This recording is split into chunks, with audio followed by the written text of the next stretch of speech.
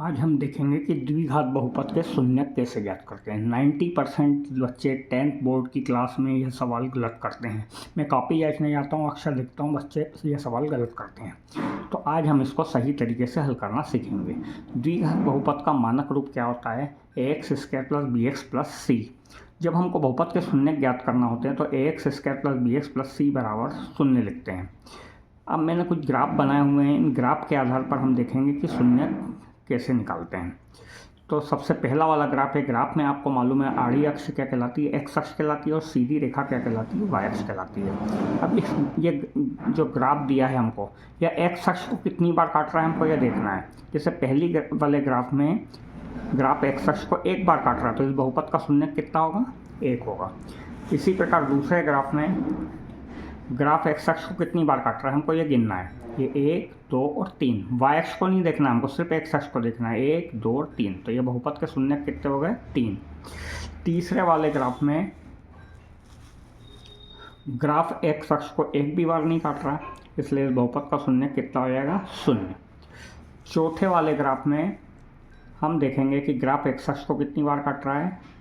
1 और 1, 2 बार। एक्स अक्ष को सिर्फ 2 बार काट रहा, तो इस बहुपद के शून्यक कितने हो जाएंगे? 2 हो जाएंगे। अब हम देखते हैं कि यदि हमको कोई समीकरण दिया हुआ है तो हम शून्यक कैसे ज्ञात करेंगे। यदि हमको दिया हुआ है एक समीकरण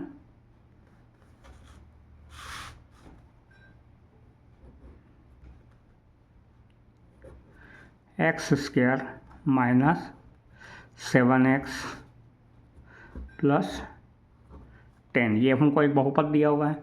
शून्य ज्ञात करने के लिए मैंने आपको बताया कि बहुपद को क्या करते हैं? शून्य के बराबर रखते हैं। X square minus 7x plus 10 is equal to 0।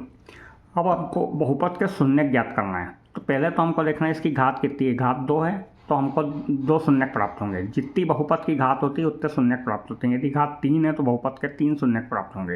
यदि घात 1 है तो बहुपद का केवल 1 शून्यक प्राप्त होगा। तो हमको इसके गुणनखंड करना पड़ेंगे। गुणनखंड करने का बहुत आसान तरीका है। एक्स की घात 2 और अचर पद का रफ में गुणा कर लीजिए। एक्स की घात 2 गुणित 10, तो ये हो गया 10x स्क्वायर। बीच वाली पद जो x वाला पद है इसको ऐसे 2 भागों में तोड़ेंगे जिसको जोड़ने घटाने पे तो हमको वापस -7x मिले, लेकिन गुणा करने पर 10x की घात 2 मिले। तो ये हो जाएगा x की घात 2 ऋण किन 2 संख्याओं का गुणा 10 होता है हम देखेंगे। पहले 2 पंजे 10 और 7 2 और 5 में टूट सकता है। 2 और 5 7 होता है। तो ये हो जाएगा x square minus 2x minus 5x धन 10 बराबर 0। ऋण 2x और ऋण 5x मिलकर ऋण 7x हो गया, और 2 और 5 का गुणा करेंगे ऋण 2x और ऋण 5x का तो 10x की घात 2 हमको मिल जाएगा। अब ये पहले 2 की एक जोड़ी, इसकी 2 जोड़ी हो गई। इसमें से क्या कॉमन निकलना है? x की घात 2। तो ये हो जाए x कॉमन निकलेगा, तो ये हो जाएगा x माइनस 2। यहाँ से क्या निकल जाएगा? -5 कॉमन निकल जाएगा, तो ये हो जाएगा x ऋण 2 बराबर 0। पूरे में से निकल गया कॉमन x माइनस 2, ये हो गया x ऋण 5 बराबर 0। तो जब x ऋण 2 बराबर 0 तो x बराबर क्या मिल जाएगा? 2। और जब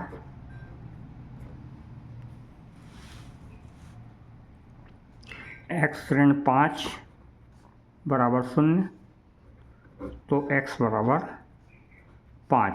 इस प्रकार हमको 2 शून्यक प्राप्त हो गए, 2 और 5। ये 2 शून्यक हमको प्राप्त हो गए।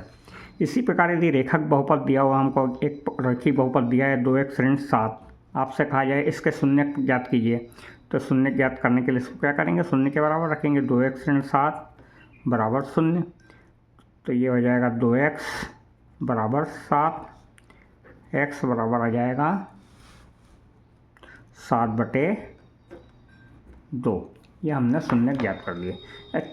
उम्मीद है आपको शून्य ज्ञात करना अच्छे से आ गया होगा। अब हम प्रश्नावली के सवाल नेक्स्ट वीडियो में करेंगे। जब तक के लिए बहुत बहुत धन्यवाद। आप मेरे चैनल को सब्सक्राइब कीजिए, लाइक और शेयर का बटन अवश्य दबाइए।